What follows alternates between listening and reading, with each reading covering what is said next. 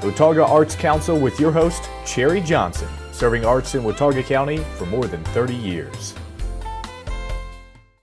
Hi, I'm Cherry Johnson with Watauga County Arts Council. It's the time of year again to gather around a big old pot-bellied stove and hear some wonderful stories. And I got just the man here to tell you all about how to find out about it. It's time for celebration, and this is Doyle Pace. Doyle is one of our board members, but you are kind of the local patriarch of storytelling, I guess. Okay. You took over for the matriarch who moved away. That was Diane Hackcourt. Right. So Doyle, you kind of keep the storytelling groups or people involved and participating and making it available to our community. And you were just telling me you've been into storytelling for a lot of years. Just about all my life, but I've been telling stories, I'd say, in front of an audience for 30 years. So since you were toddler. Like that, yeah. Since I was very small. Yes, and so you are gathering a few more storytellers again this year, and you're going to be putting this group in front of where people can hear them tell their stories. Right. So who are we going to get to hear? Okay, this is kind of a special this year. Oh. It's going to be Ted Hicks, who is the son of the legendary Ray Hicks. Right. And then Orville Hicks, who was Ray's cousin, and people in this area know Orville. Oh, yeah.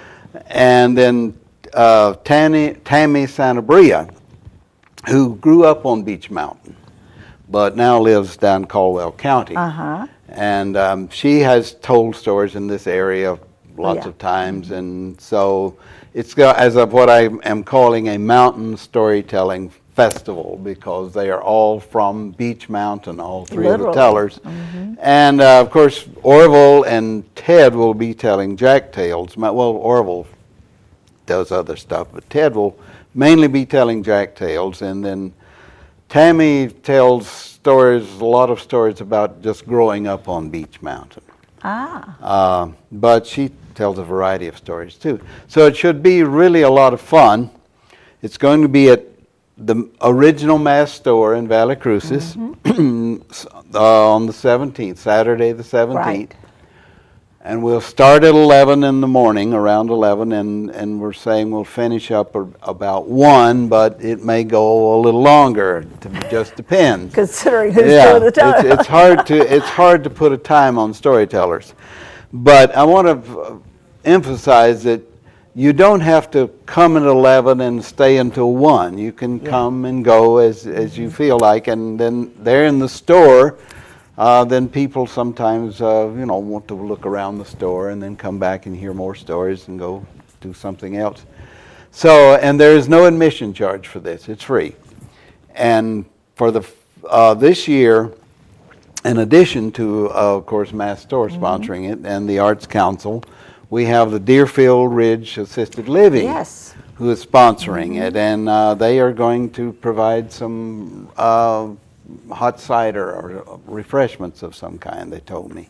That's great. So, and that should be nice. Sitting by it's going to be a little chilly, I think, probably Saturday, maybe about like today, and you'll have a fire in the stove and chairs all around it. It was hot. and it should be a lot of fun. And so come out, bring as many people with you as you can.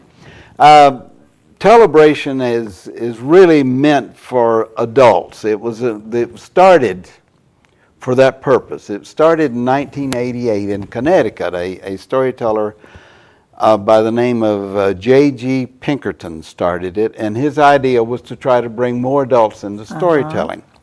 So the stories are more aimed at the adult level, but kids will enjoy them too. Kids enjoy stories, especially Orville. So, oh yes. So I mean, by adult, I don't mean they're risque. They're just not little fairy tales. They're a little more complex. Yeah, they're a little more complex. So therefore, a child might not follow the whole line. But children, I find, love stories even if they don't understand what's being said. That's exactly right. And so. And let's go back and tell them what celebration is. Yeah, that's what I was trying to think of there. I said it started in 1988, and just in Connecticut, of 2 or 3 places in Connecticut. And within 5 years, it had spread worldwide. Wow. And now stories are told, and it's always the same date. It is the weekend before Thanksgiving. Some places it's told on Saturday. I know in Asheville they're doing their story that celebration on Sunday, but it's always that weekend. And it is now, last year, and I'm sure it will be this year, every continent except Antarctica had storytelling. And thousands of locations. No one knows for sure how many places because they're not always reported. Or how many people heard stories that weekend. It is loosely is under the umbrella of the National Storytelling Network, but everybody doesn't report to them, so you know that they're having celebration, so who knows how many there is. But that's cool. Millions of people will be hearing and telling stories at that time, and I've always thought that was kind of a magical thing. So too. So it gives you an opportunity to come and be part of this magic and participate in a worldwide event in our own community. And so I think that's really, really cool that you're doing this. Now, we are offering this for free. The storytellers are paid, but they're paid through the generosity primarily of our sponsors, which are Deerfield Ridge and, of course, Mass General Stores hosting the event, and the Arts Council is presenting the event, thanks to Doyle. And so it's an opportunity to see a community partnership also in action, which I think is really neat. So, so it's a great, I don't know, storytelling. Doyle and I were talking before we started this, that he was telling me about all the huge storytelling community out in Kansas City, which blew my mind because you think of storytelling more of a mountain tradition. I mean, you know, when most of us think of storytelling as kind of an Appalachian thing, it's not. It's worldwide. Stories are told everywhere. Exactly. And it's one of the more ancient of the art forms. I mean, stories were told before there was a written language. Well, stories carry a multitude of reasons for being told, too. From everything from teaching to entertaining to whatever, carrying on history. I'm sure a lot of people have heard of the griots of Africa, who passed on the wisdom and the lore of their civilization by word of mouth, by storytelling. And the tradition still goes on. It's pretty amazing. Even with the modern means of communication. It's still, storytellers are still passing on the culture. That's something. No, we have several storytellers in our area that are active storytellers. Among them is Doyle himself. Are you going to be telling any stories this particular time? I'll probably tell a story or two. Resist. It's hard for me not to, although I don't want to take the time away from the other tellers.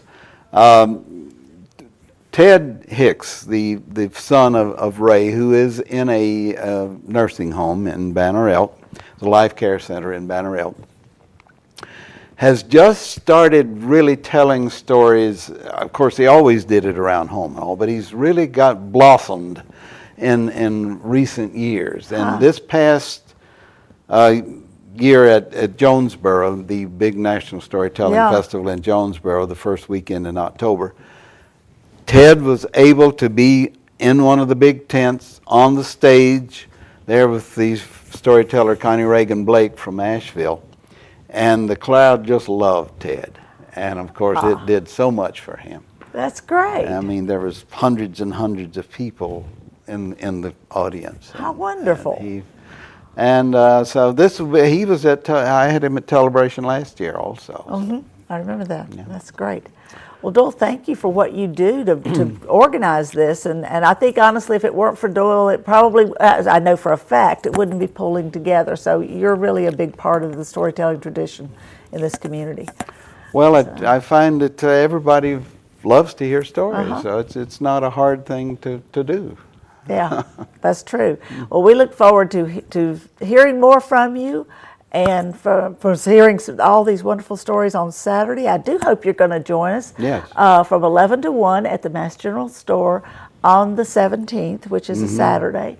And we're going to celebrate as the Telebration Worldwide also has its little celebration here in Watauga County. So thank you very much. Thanks for joining us. Check out our website, watauga-arts.org, for this and so much more. Watauga Arts Council with your host, Cherry Johnson, serving arts in Watauga County for more than 30 years.